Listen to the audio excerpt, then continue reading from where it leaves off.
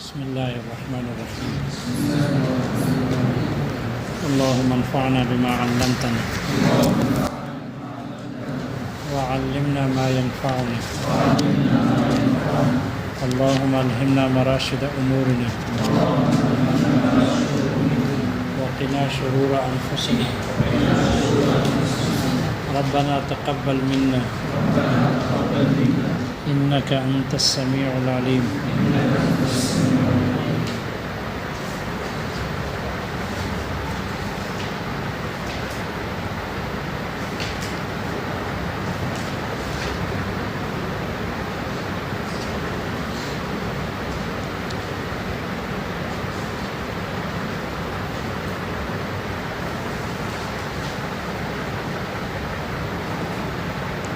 پیچھے ایک اصول گزر گئے، ماشاءاللہ کچھ چہرے نئے ہیں. آپ کا نیا داخلہ ہو گیا؟ کہاں سے تشریف لائے؟ بہت جلدی آ گئے جی؟ بیمار ہو گئے تھے؟ اور آپ کہاں سے آئے؟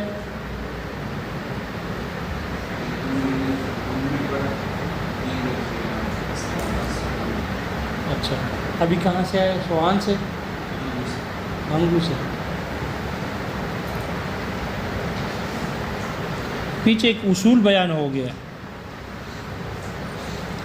ایک اصول اور قاعدہ پچھلے مسائل سے معلوم ہو گیا. اگرچہ وہ قاعدہ شارح کہتے ہیں ماتن نے وہ قاعدہ صراحتاً ذکر نہیں کیا، ضمناً وہ ایک قاعدہ ہمیں معلوم ہو گیا کہ جس شے کا مثل موجود ہو تاوان اسی کا واجب ہوگا، چاہے وہ مثل کامل ہو یا مثل قاصر ہو، صورتاً اس کا مثل ہو یا معناً اس کا مثل موجود ہو، تب تاوان واجب ہوگا، وگرنہ تاوان واجب نہیں. یہ ایک اصول ہمیں پیچھے والے مسائل سے معلوم ہو گیا، اس لیے کہ یا تو ایک شے جو چیز غصب کی گئی ہے یا ایک شے یا ادا ہوگی یا قضا ہوگی، ادا یا کامل ہوگی یا قاصر ہوگی، اسی طرح قضا یا کامل ہوگی یا قاصر ہوگی. تو اسی سے ایک چیز، ایک قاعدہ اور ایک اصول معلوم ہو گیا کہ کسی شے کا تاوان قضا کی صورت میں ہو تب ہی واجب ہوگی کہ جب اس کی مثل موجود ہو. اس کی کیا موجود ہو؟ مثل. اس کا مثل موجود ہو، چاہے صورتاً ہو یا معناً ہو، یعنی قیمتاً. لیکن اس کا اگر مثل ہے تو تاوان واجب، اگر مثل نہیں ہے تو تاوان واجب نہیں. یہ ایک اصول پچھلے والے مسائل سے معلوم ہو گئے. یہ اصل اور قاعدہ اگرچہ صراحتاً موجود نہیں ہے متن میں، لیکن ضمناً معلوم ہو گیا. اس پر مصنف نے 3 مسائل متفرع کیے، 3 مسائل مصنف نے نکالے ہیں اسی اصول پر کہ جس شے کا نہ کوئی مثل صوری ہو نہ ہی مثل معنوی ہو، کامل نہ ہو قاصر بھی نہ ہو، تو پھر اس صورت میں اس کا تاوان واجب نہیں، اس کا تاوان واجب نہیں ہوتا. پہلا مسئلہ یہ ہے کہ مصنف کہتے ہیں کہ ہم سب کا، یعنی احناف میں امام ابو حنیفہ، امام ابو یوسف اور امام محمد رحمہم اللہ، ان سب کا متفقہ قول یہ ہے کہ منافع قابل زمان نہیں ہے، منافع قابل زمان نہیں. منفعت اس کا تاوان واجب نہیں ہوتا، منفعت کا تاوان واجب نہیں، چاہے استہلاک کی صورت میں ہو یا ہلاک کی صورت میں ہو. چاہے وہ ایک آدمی دوسرے کے منافع کو غصب کر کے چاہے وہ ہلاک کر دے یا وہ خود بخود ہلاک ہو، دونوں صورتوں میں غاصب پر کچھ بھی واجب نہیں. صورت مسئلہ سمجھو گئی.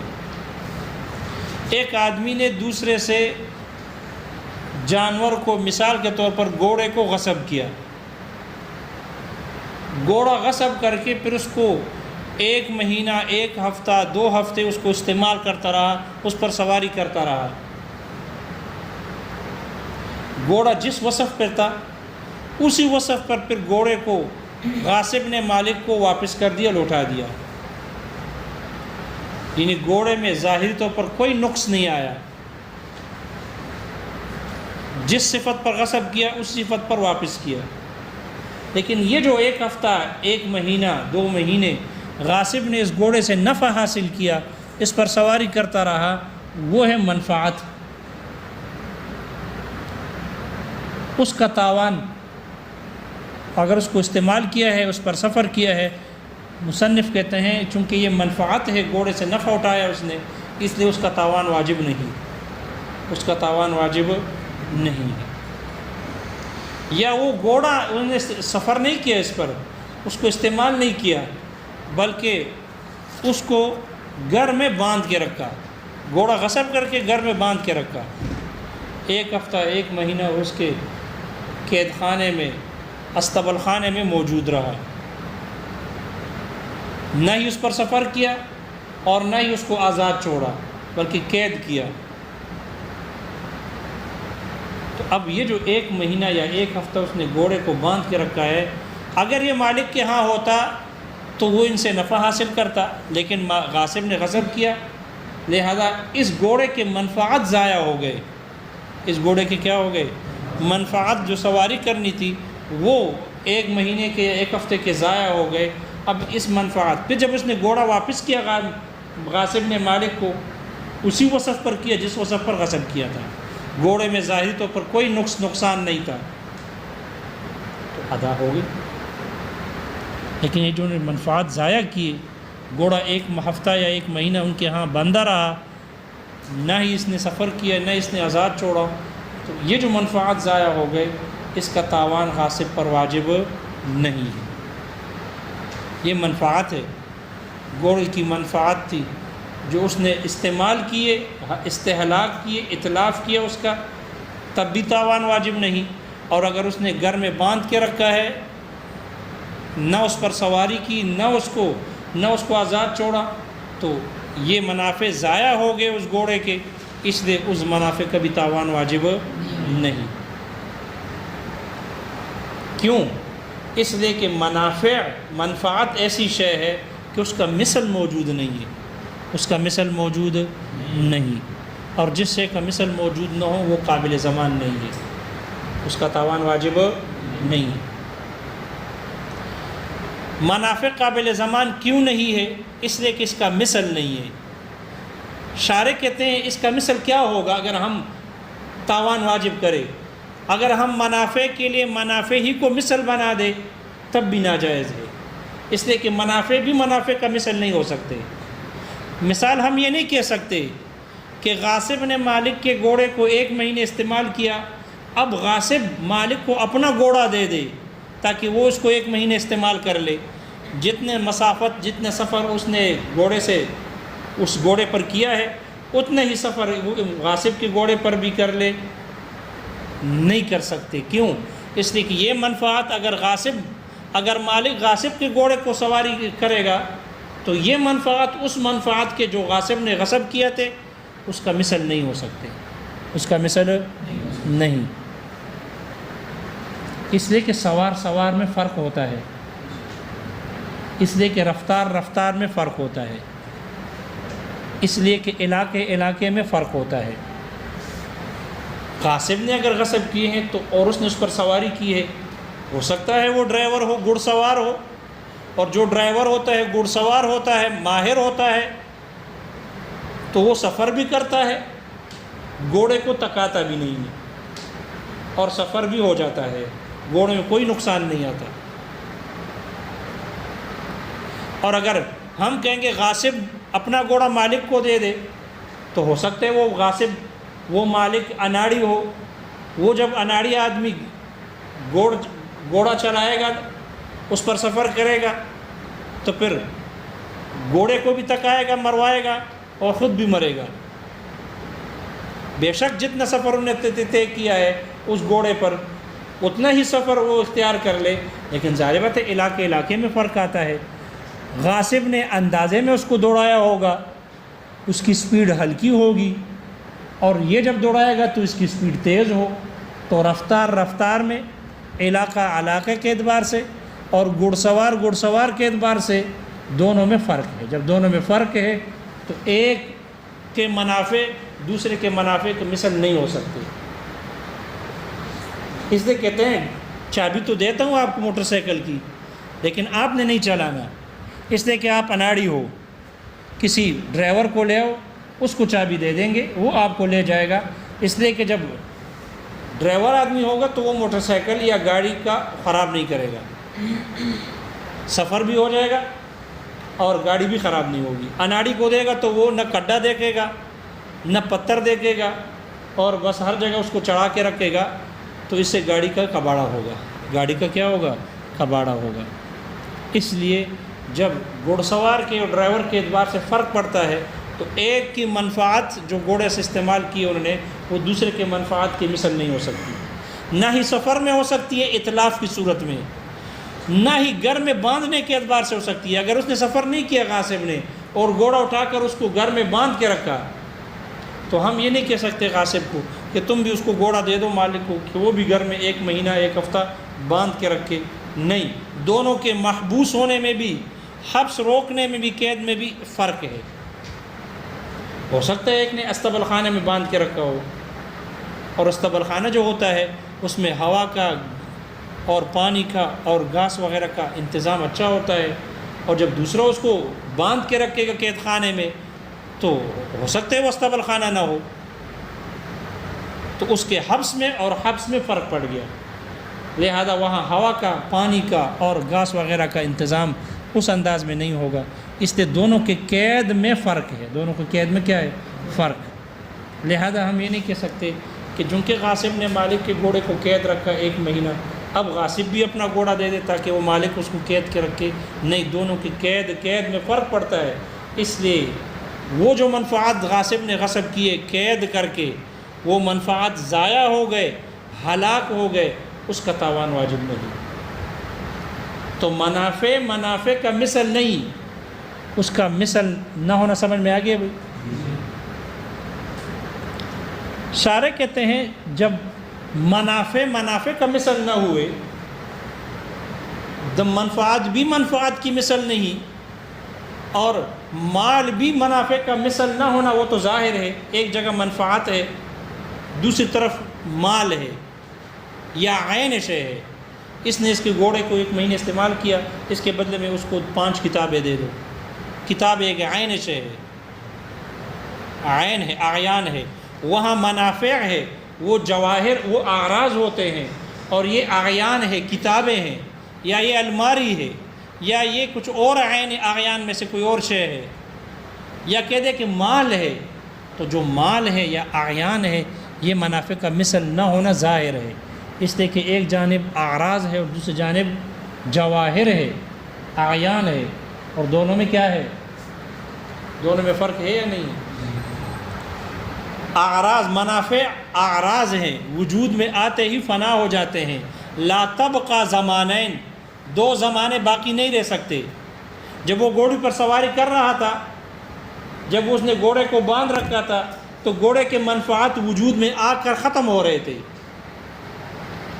وہ تو عرض ہے، وجود میں آتے ہی فنا ہو جاتے ہیں. اذا وجد فتلاشا، اذا وجد فتلاشا، جب بھی وجود میں آ جاتے ہیں تو فنا ہو جاتے ہیں. تو وہ باقی نہیں رہتے 2 زمانوں میں کہ وجود میں آتے ہی محفوظ رہے، محرز ہو، اور جو چیز محرز ہوگی پھر وہ متقوم بن جائے گی، اس کی قیمت ہم لگا سکیں گے. لیکن منافع تو وجود میں آتے ہی فنا ہو جاتے ہیں. اس لیے محرز نہیں، کیا نہیں؟ محرز نہیں. اور جو چیز محرز نہیں وہ متقوم نہیں ہو سکتے. اور اعیان عین شے، یہ جب پیدا ہو گیا، کارخانے والے نے اس کو بنا دیا، اس وقت وجود میں آ گیا اور اب بھی موجود ہے. جس وقت اس کو بنایا گیا وجود میں آ گیا اور اب بھی باقی ہے، موجود ہے. تو یبقى زمانے، 2 زمانوں تک باقی رہا. لیکن جو منافع ہے، منافع قابل زمان نہیں. وجود میں آتے اس وقت تو پیدا ہو جاتے ہیں، لیکن وجود میں آنے کے بعد پھر کیا ہو جاتے ہیں؟ فنا ہو جاتے ہیں. اس لیے منافع 2 زمانے باقی نہیں رہتے. اور جو چیز 2 زمانے باقی نہ رہے وہ محرز نہیں ہو سکتے، محفوظ نہیں ہو سکتے، ذخیرہ نہیں ہو سکتی اس کا. اور جو چیز محرز اور محفوظ نہیں ہو سکتی وہ متقوم نہیں بن سکتی۔ تو ایک جانب متقوم شے ہے مال یا عین شے کتاب وغیرہ، اور دوسری جانب غیر متقوم ہے، متقوم غیر متقوم کا مثل نہیں ہو سکتا، متقوم غیر متقوم کا مثل نہیں ہو سکتا۔ اس لیے شارح کہتے ہیں منافع کا منافع بھی مثل نہ ہوئے اور اعیان اور مال بھی اس کا مثل نہیں بن سکا۔ جب مثل نہ ہوا اب اس کا منافع کا کوئی شے مثل نہ بن سکا، نہ منفعت نہ عین جوہر اور مال، لہذا یہ منافع بغیر مثل کے ہو گئے۔ اور جس چیز کا مثل نہ ہو تو کیا چیز واجب کرے کہ وہ مثلی ہے ہی نہیں، جب مثل ہی نہیں ہے اس کا تو پھر کوئی شے بھی اس کے بدلے میں تاوان میں واجب نہیں ہوئی۔ پتنی مسئلہ سمجھ میں آ گیا جی؟ البتہ امام شافعی رحمہ اللہ وہ اس کو قیاس کرتے ہیں، منافع غصب کے منافع کو قیاس کرتے ہیں اجارے پر۔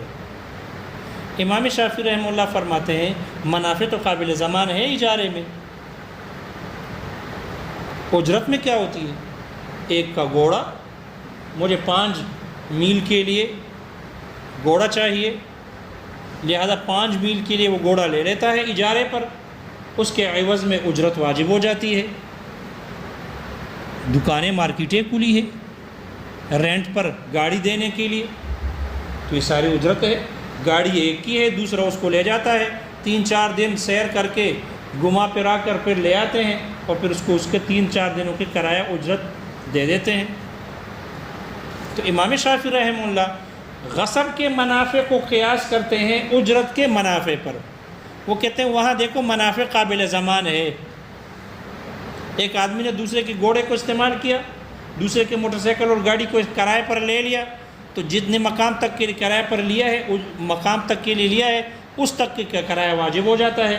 لہذا ہم دیکھیں گے غاصب نے کتنے سفر کیے، اس پر جتنا سفر کیا ہے عرف میں اس کا کتنا کرایہ بنتا ہے، جتنا کرایہ بنتا ہے کرایہ واجب ہوگا۔ بس وہاں کرایہ ہوتا ہے اجارے میں، یہاں اس منفعت کے عوض میں مال واجب ہو جائے گا، تاوان واجب ہوگا، اور جتنا کرایہ ہوتا ہے اتنا ہی تاوان بھی واجب ہوگا۔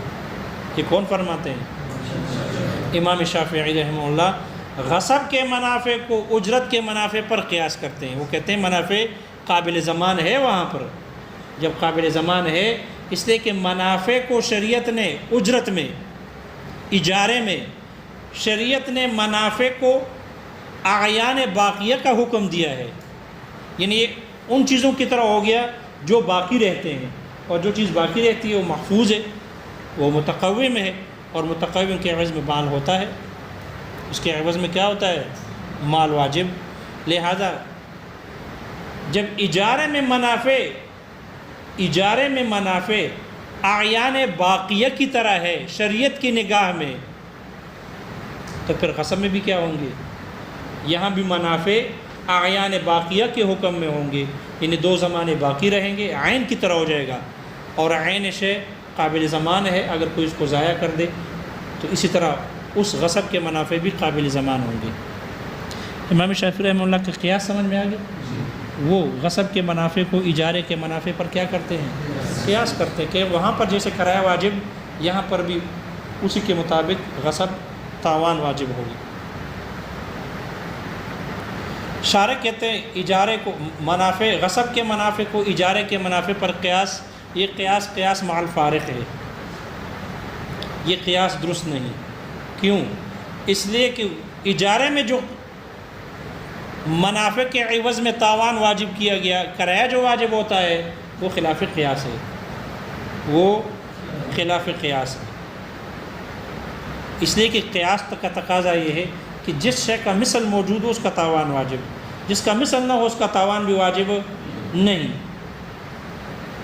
اب وہاں پر کیوں شریعت نے اجارے کی صورت میں عوض کو واجب کیا ہے؟ خلاف قیاس ہے، اس لیے کہ ہر آدمی کے پاس موٹر سائیکل تو نہیں ہوتا، ہر ایک کے پاس گھر تو نہیں ہے، ہر ایک کے پاس گاڑی نہیں ہوتی کہ وہ اپنے گاڑی سے آئے جائے یا اپنے گھر خرید کر اس میں رہے، ہر ایک کے بس میں نہیں ہے۔ جب ہر ایک کے بس میں نہیں ہے تو شریعت نے خلاف قیاس اس منفعت کو قابل ضمان بنایا ہے، اس میں کرایہ کو واجب کیا ہے۔ ورنہ حقیقت میں اگر دیکھا جائے تو اس نے 1 مہینے گھر استعمال کیا، وہ کدھر ہے کہ ہم اس کے مقابلے میں ثمن کو واجب کر دیں؟ جو گھر کو استعمال کیا انہیں 1 مہینہ، وہ تو منفعت تھی جو گھر سے اس نے اٹھائی ہے. اب وہ منفعت کوئی حصی شے ہے نہیں، عین اور جوہر ہے نہیں کہ ہم اس کے مقابلے میں ثمن کو واجب کر دیں. لیکن چونکہ اگر واجب نہ کریں گے تو حرج عظیم لازم آئے گا. اس لیے پھر ہم کہیں گے کرایہ لازم نہیں ہے. ہر آدمی گھر خرید نہیں سکتا تو پھر کیا کرے گا؟ اس لیے شریعت نے حرج کو دور کرنے کی وجہ سے وہاں کرایہ کو واجب کیا ہے خلاف قیاس. خلاف قیاس اس لیے کہ جس شے کے عوض میں ثمن آتی ہے وہ موجود ہی نہیں ہے، وہ موجود ہے ہی نہیں. جب موجود ہے نہیں تو پھر کس چیز کے عوض میں ثمن کو واجب کیا جاتا ہے؟ اس لیے وہ خلاف قیاس ہے. اور جو چیز خلاف قیاس ہوتی ہے وہ اپنے مورد پر رہتی ہے. وہ کیا ہوتی ہے؟ اپنے مورد پر رہتی ہے، یعنی اس پر کسی اور کو قیاس کرنا درست. یہ اصول ہے، خلاف قیاس پر کسی شے کو قیاس نہیں کیا جا سکتا. اس لیے اجارہ خلاف قیاس مشروع ہے، اور جو چیز خلاف قیاس مشروع ہو اس پر کسی اور شے کو قیاس کرنا درست نہیں ہے. اس لیے غصب کے منافع کو اجارے کے منافع پر قیاس کرنا، اجارے پر قیاس کرنا درست نہیں. ایک وجہ تو یہ کہ خلاف قیاس ہے، اجارہ خلاف قیاس ہے. دوسری وجہ یہ ہے کہ اجارہ رضامندی سے ہوتا ہے. اجارہ رضامندی سے ہوتا ہے، اور غصب اس میں رضامندی نہیں ہوتی. شارع کہتے ہیں رضامندی کی ایک اثر ہوتی ہے اصل اور فضل دونوں کے واجب کرنے میں. اصول اور فضول دونوں کے واجب کرنے میں رضامندی کی تاثیر ہوتی ہے، اثر ہوتی ہے. اور وہ اثر رضامندی میں ہوتی ہے، عدوان میں نہیں ہوتی، ظلم زیادتی میں نہیں ہوتی. ظلم اور زیادتی میں نہیں ہوتی. مثال سمجھو، ایک غلام ہے جس کی قیمت 5,000 روپے ہے.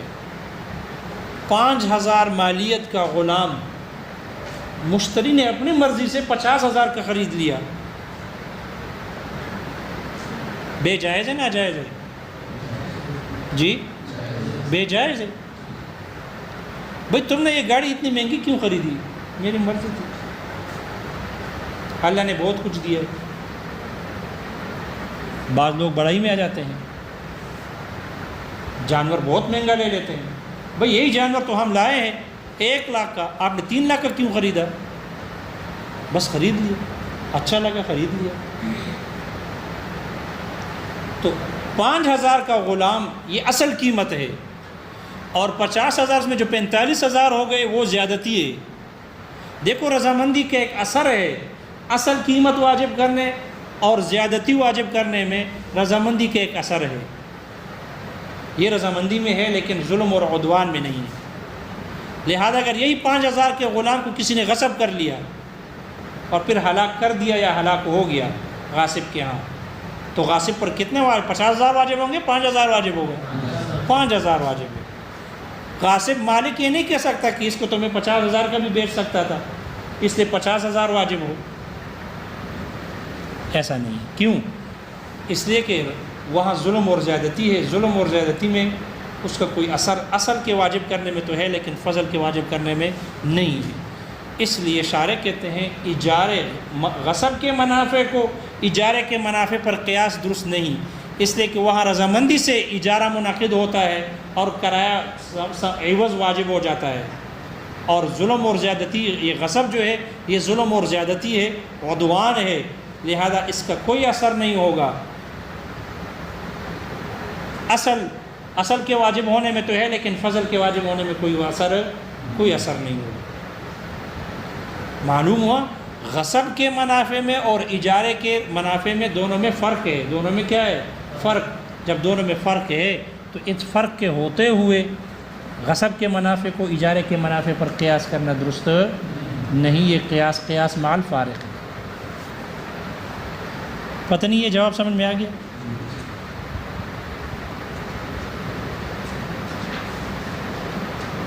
اس وجہ سے اجارے میں مال واجب ہو جاتا ہے، تاوان واجب ہوگا، اگر اجارے میں ایک نے دوسرے کی گاڑی استعمال کی، جانور کو ایک سفر کے لیے استعمال کر لیا، اس پر سفر کر لیا، تو پھر اس صورت میں اس کا تاوان واجب ہوگا کرائے کی صورت میں، لیکن غصب میں واجب نہیں۔ شارح کہتے ہیں یہاں پر 3 چیزیں ہو گئی، ایک ہے اصل شے، ایک ہے زوائد، اور ایک ہے منافع۔ اصل، زوائد اور منافع 3 چیزیں ہیں۔ اصل وہی مغصوبہ شے، ایک آدمی نے دوسرے سے کوئی چیز غصب کر لی، کوئی بھی شے ہو، مثال کے طور پر جانور ہے، غصب کر لیا، یہ اصل شے ہے، اس میں قوت زیادہ ہوتی ہے، اس لیے چاہے یہ ہلاک ہو غاصب کے ہاں یا استہلاک ہو، چاہے خود ہلاک ہو جائے یا غاصب اس کو ہلاک کر دے، یہ قابل ضمان ہے، اس کا تاوان دیا جائے گا، اصل شے۔ دوسری ہے زوائد، اگر کسی نے دوسرے سے جانور کو غصب کیا اور پھر غاصب کے ہاں اس نے بچہ جنم دیا، تو یہ بچہ، یہ دودھ، یہ زوائد میں سے ہے، یہ کس میں سے ہے؟ زوائد میں سے ہے۔ اگر غاصب نے جانور غصب کر کے غاصب کے ہاں بچہ جنم دیا، اس نے جانور نے، پھر غاصب نے اس بچے کو ہلاک کر دیا، تو تاوان واجب، اور اگر ہلاک ہو گیا تو تاوان واجب نہیں، تاوان واجب نہیں۔ تو جو مغصوبہ شے، اصل شے ہے، وہ ہلاک اور استہلاک دونوں صورتوں میں قابل ضمان، اور جو زوائد ہے جیسے جانور کا بچہ یا اس کا دودھ یا درخت غصب کیا اس کا ثمرہ، میوہ، تو اس کا تاوان کیا ہوگا؟ استہلاک کی صورت میں زوائد کا تاوان واجب اور ہلاک کی صورت میں واجب نہیں۔ اور تیسری شے ہے منافع، منافع جیسے کہ جانور کو غصب کر کے اس پر سواری کرنا، یا اس پر سامان کو لادنا، یا درخت غصب کیا ہے اس کے سائے سے نفع اٹھانا وغیرہ ذالک، یہ منافع ہے۔ منافع نہ ہلاک کی صورت میں قابل ضمان، نہ استہلاک کی صورت میں قابل ضمان، اور تینوں میں فرق سمجھ میں آ گیا؟ اصل شے، منافع اور زوائد۔ شارح کہتے ہیں یہ منافع اور زوائد میں ایسا فرق ہے کہ جس کے سمجھنے میں بہت سے لوگ بھٹکتے رہتے ہیں، لیکن فرق نہیں کر سکتے۔ زوائد میں اور منافع میں فرق نہیں کر سکتے۔ بعض اوقات زوائد کو بھی منافع سمجھتے ہیں، دودھ کو کیا سمجھتے ہیں؟ منافع سمجھتے ہیں، حالانکہ دودھ منفعت نہیں بلکہ کیا ہے؟ زوائد ہے۔ استہلاک کی صورت میں قابل ضمان اور ہلاک کی صورت میں قابل ضمان نہیں۔ ان تینوں میں فرق سمجھ میں آ گیا بھی؟